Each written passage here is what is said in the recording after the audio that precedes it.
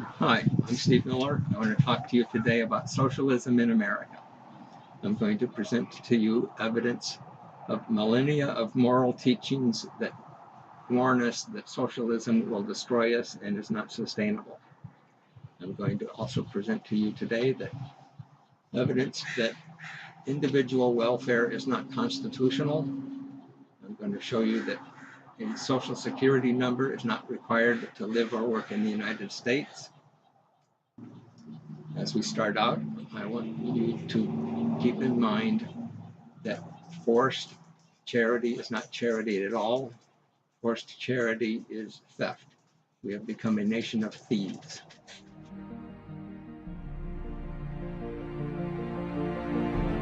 Social Security numbers are not required to live or work in the United States. Before I provide you with evidence that Social Security numbers are not required, I want you to understand why this must always be true. And I want to give you enough information to understand the consequences of falling for deception. Anybody with a Social Security number is a socialist. A socialist cannot be a citizen of the United States. I'm going to provide you with evidence to prove that Social Security is socialism. It has been socialism from the beginning, and that socialism cannot recognize individual rights. I'm going to provide you with evidence that Social Security numbers are only given to those who confess that they cannot manage their own age. Once you confess that you cannot manage yourself, you have waived your rights and become a ward of the government. I'm going to present to you the law that allows Social Security cards to be issued only to those who qualify to take funds from the Treasury. Your government failed to disclose to you that the only way to qualify for Treasury funds is to become a ward of the government. But wards of the government have no rights. Those who have waived their right to earn wages will find that their wages are taxed. Otherwise, a right cannot be taxed. Social Security is not a trust fund, nor is it a lockbox. There are no divisions of funds. You do not have a legal right to benefit from the Treasury until you become a ward of the government, and even then, there is no promise to pay benefits. Social Security has been bankrupt from the beginning. The U.S. government went bankrupt in 1933 when our gold was seized by the government. Social Security was created 2 years later to provide more surety for the debt. Those who get a Social Security card become surety for the national debt. They are indentured until the debt is paid. The U.S. government is run by borrowing from the future. It is no longer run with indirect taxes required by the Constitution. Warning: deception has serious consequences. From the Garden of Eden deception to the end-time prophecies where even the elect shall be deceived, you were warned to avoid deception. Eternal vigilance is the price of liberty.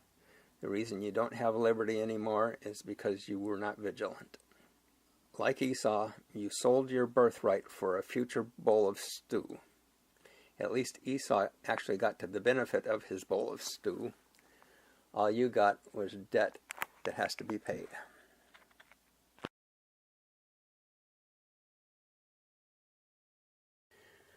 Every law dictionary will tell you that the civil laws reduce an ungrateful freedman to his original slavery. Ignorance of the law is no excuse. This is a law everyone is required to know. Social Security numbers are only available to wards of the government. You have to qualify to take funds from the federal treasury in order to get a Social Security card. And once you confess that you cannot manage your own old age planning, you become a ward of the government. Getting a Social Security number waives your rights. The Supreme Court even says that you've waived your religious liberties by having a Social Security number. If you waive your right to earn wages, your wages become taxable. Otherwise, governments are instituted among men to secure rights. A right cannot be taxed. Throughout millennia of history, both from the pagan Roman background that founded the American government, and the Christian Bible and the Old Testament warnings, we've been continually warned that socialism will destroy us. I want you to go to the usdebtclock.org and look at the figure at the top called national debt per taxpayer. That's the figure per tax filer, but since only 56% of the tax filers actually pay a tax, the real figure per taxpayer is almost double that figure you see there. And then go down to the bottom and look at unfunded liabilities per taxpayer. And keep in mind that the figure there is, again, per tax filer, and the real per taxpayer, it's really almost double that. So you owe well over $1 million to ourselves and almost $200,000 per person, and that includes your children that you registered with the government that are indentured to pay this debt. More than 2 millennia ago, Polybius told us that government gifts are going to destroy us and turn us into a rule of force and violence, and all of the force and violence you see around you is a direct result of socialism.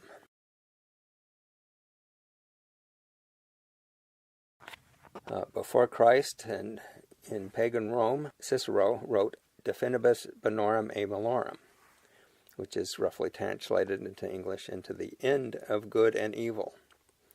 This was Cicero's greatest philosophical work, and by the end of good and evil, we really mean the goal of good and evil. Cicero warns us that trying to live more comfortably at the expense of your neighbor is going to destroy us. And it has. Welfare has always been unconstitutional, and it was certainly unconstitutional before FDR. How did FDR make it constitutional? Well, all done by deception. Yes, there were some welfare programs before FDR. Orphaned children were often taken care of by public schools. The 14th Amendment authorized the Freedmen's Bureau to give welfare to destitute former slaves that were freed by the 13th Amendment. Of the 4 million freed slaves, less than 1% took advantage. Slaves know more about slavery than we do today, and they knew that the civil laws reduce an ungrateful freedman to his original slavery. I want you to notice that in 1891, socialists could not become U.S. citizens, even though they were industrious and law-abiding. Here are some more quotes from presidents who could not find anything in the Constitution for welfare. Abraham Lincoln, he said that you should familiarize yourself with the chains of bondage and prepare to wear them. Accustomed to trampling on the rights of others, you have lost the genius of your own independence and become the fit subjects for the first cunning tyrant who rises among you. This was very similar to Jefferson's statement that I'm going to quote later. Jefferson said, "You are fit tools for the designs of ambition." Here are more presidential quotes where presidents could not find any authority in the Constitution for welfare. Throughout the history of mankind, there has always been scorn of paupers. Ever since 2 Thessalonians 3 tells us that those who will not work shall not eat. And the Ten Commandments tells us that we shall not covet our neighbor's wealth. It's become a moral value that you cannot demand to live more comfortably at the expense of your neighbors. It's up to your neighbors to provide their own charity at their own will, and to love your neighbors as yourself. It's not something that can be forced from you by government. The poor laws are constitutional only under the police powers of the state. The poor laws can support wards of the government. A pauper is a person who is indigent and has to depend on the town for their own maintenance. The U.S. Supreme Court, and this was 6 years after Social Security, only the persons who are presently destitute of property and without resources to obtain the necessities of life, and have no relatives or friends able and willing to support them. Here is the federal law that allows the government to issue Social Security cards. Title 42, Section 405, C2B I1. Social Security cards can be issued to aliens. This was added in 1972. The original Social Security Act had what is now Section 2. To any individual who is an applicant for or recipient of benefits under any program financed in whole or in part from federal funds. You can only take money from the Treasury if you are presently destitute of property and without resources to obtain the necessities of life, and have no relatives or friends able and willing to support you. In other words, you have to be near death to qualify for a Social Security card. In the Bible, Christ and all of his disciples lived under a military occupying forces of the Roman army. The Romans had conquered a lot of nations, and every nation had a form of charity that was voluntary. The Romans learned to convert this voluntary charity into forced charity, and they called it Corban. Corban was a name used in the Old Testament for a form of charity that brings you closer to God, but it was not forced charity. The Roman forced charity system called Corban, according to Christ himself in Luke 7, Corban nullifies the Word of God. We have the same Roman system of forced charity today. When the Articles of Confederation were written, after we won the Revolutionary War, the Article 4 of the Articles of Confederation said that the paupers are not entitled to the privileges and immunities of the free citizens. I want to emphasize that those who are supported at public expense have the same rights as a fugitive.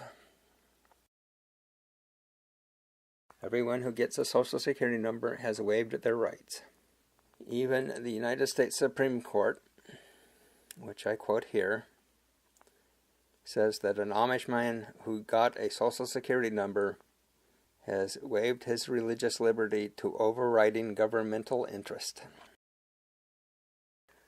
Socialism is a cancer sore which eats to the heart of the Constitution, according to Thomas Jefferson. Again, we notice the scorn of paupers. Here he says that the dependence, and he's referring to the mobs of great cities, dependence begets subservience and venality. Down at the bottom of the slide, you'll notice I quote John Locke's second treatise of government. For what compact can be made with a man that is not a master of his own life? And you cannot contract with someone who is not the master of his own life. Even today, the Social Security Administration uses the word compact to describe the Social Security compact between generations. Social Security is just a means for government to run by borrowing from the future. And it's your children that are going to have to pay for it. Social Security numbers are only for paupers. There are hundreds and hundreds of court cases that force people to divulge their Social Security number if they have one. But in the entire history of Social Security numbers, only 6 people were told by courts to get a Social Security number, and all 6 were receiving welfare.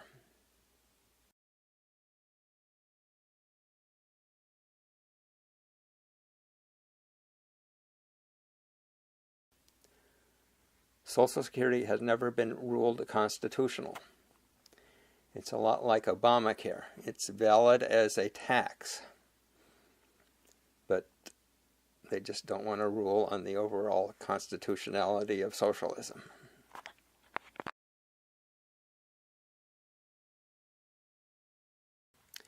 Here's the part you've been waiting for. Here are my proofs that Social Security numbers are not required to live or work in the United States. The first 3 slides have to do with religious objections to Social Security numbers. You don't need to have a religious objection, but you should. The first slide here is from the Equal Employment Opportunity Commission's determination in the Bruce Hansen case.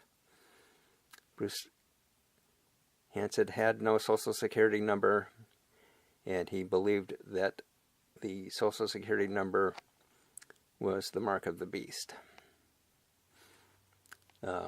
This is just the first 2 pages of the determination. You can find this on my website. My website is notfooledbygovernment.com, and you'll have to search for this. I mentioned in several places. Here's a letter from the Commissioner of Social Security himself. It says, if you do not want your employer to use your Social Security number, you should request your employer to enter the phrase religious objector in the space provided for a SSN when your employer reports your wages and taxes.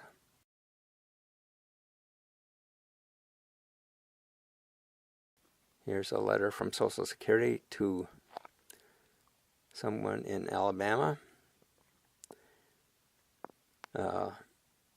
You should request present and future employers to enter the phrase religious objector in the space provided for a Social Security number when they report your wages and taxes. You may show this letter to your employers to show that your request is valid. Here is a letter from the Commissioner of Social Security. We do not have the authority to require an employer to provide or deny employment or services to anyone who refuses to disclose his or her number. This is a matter between the individual and the employer. Here is a letter from Social Security addressed to me. To our knowledge, there is no law which states employment can be denied if the employee does not have a Social Security number.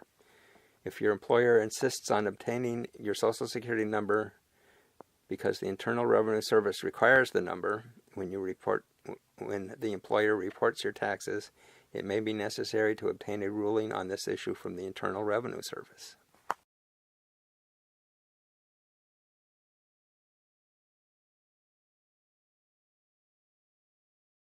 There is no Social Security law requiring a U.S. citizen to have a Social Security number to live or work in the United States.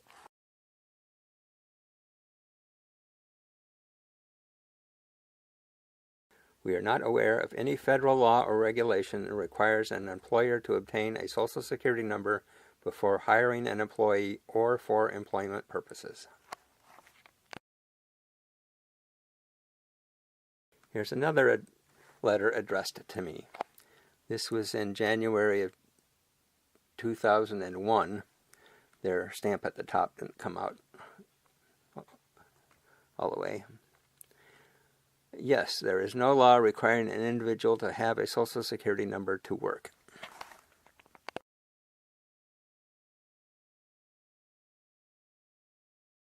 Here's a man who wrote to an attorney general's office, and they forwarded the letter to Social Security. Social Security response says, Social Security is a voluntary system in that no one is required to get a number.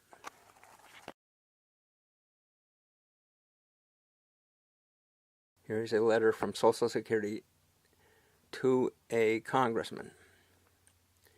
Quote, there is no Social Security law requiring a person to have a Social Security number to live or work in the United States.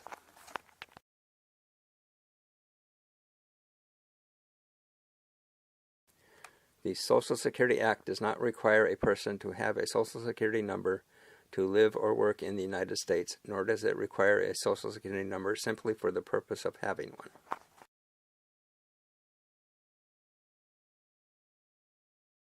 The Social Security Act does not require a person to have a Social Security number to live and work in the United States. Here is another letter to me. The Social Security Act does not require a person to have a Social Security number to live or work in the United States, nor does it require a Social Security number simply for the purpose of having one.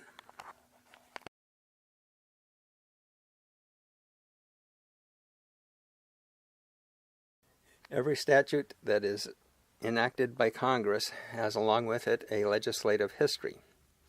This is so that the courts can read the legislative history and determine the actual intent of Congress in making the law. Here's the legislative history of the Privacy Act. The Privacy Act itself says that it applies to government agencies, but here in the legislative history we see that it applies also to private businesses and organizations who are acting on behalf of a government agency in requesting private data from an individual.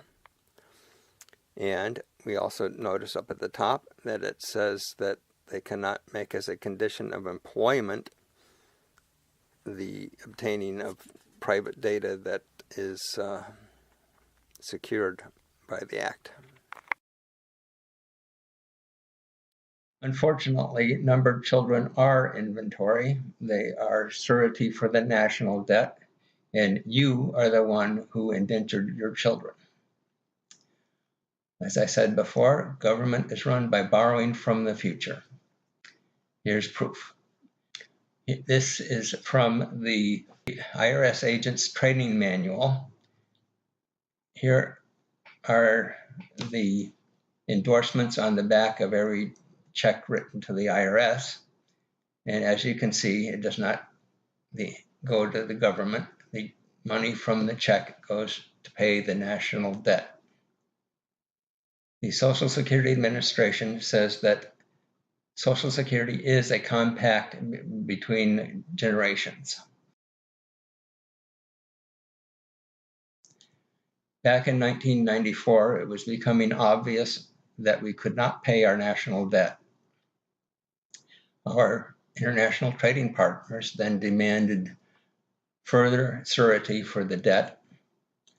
The General Agreements on Tariffs and Trade, the GATT Treaty, required us to number our children if we wanted to declare them as deductions on our tax filings.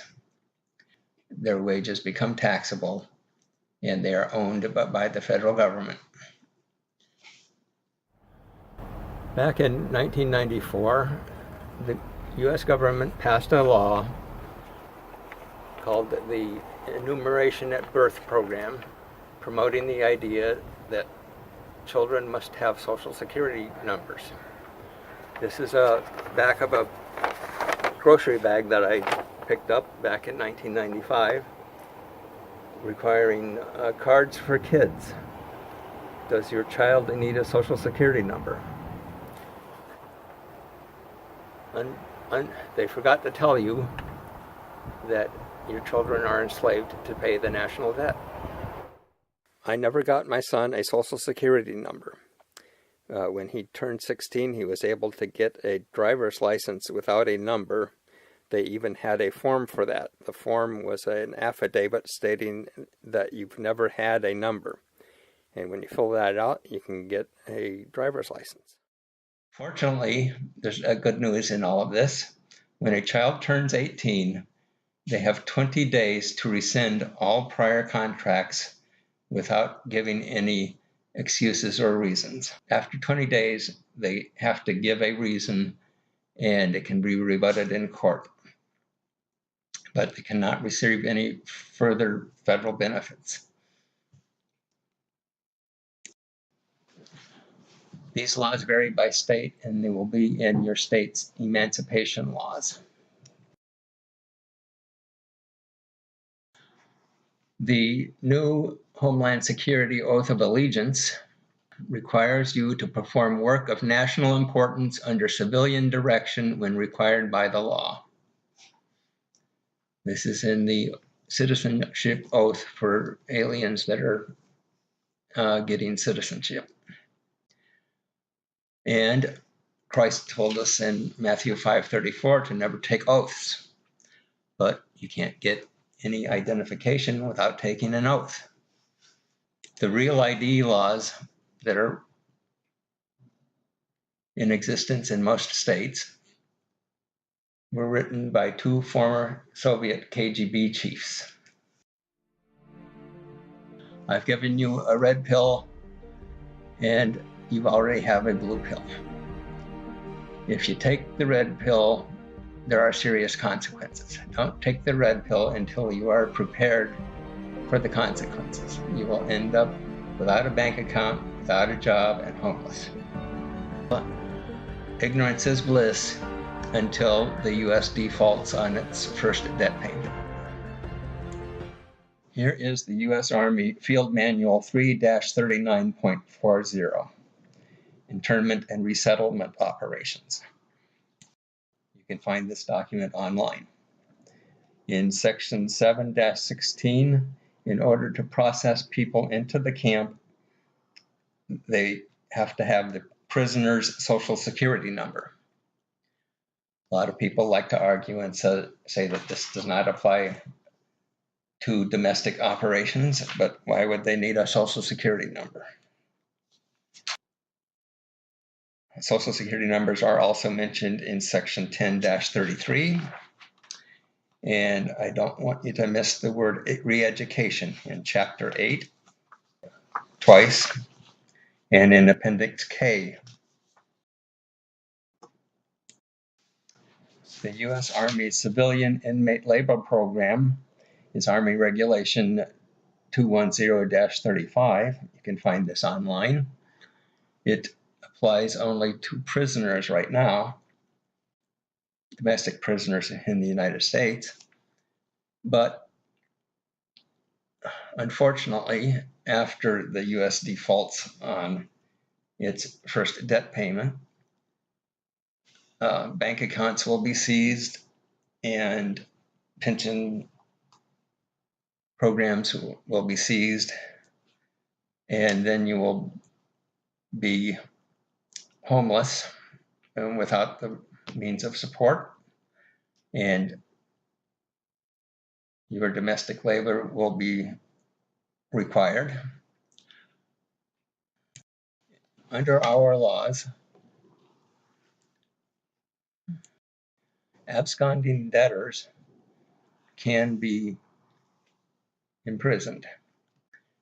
And once you are homeless, when they evict you from your home because you couldn't pay the mortgage, you will be an absconding debtor, and you'll find out quickly why all those empty cities in China are there. China is the world's greatest creditor, and the United States is the world's greatest debtor. Welcome to your Novus Ordo Seclorum, Secular New World Order.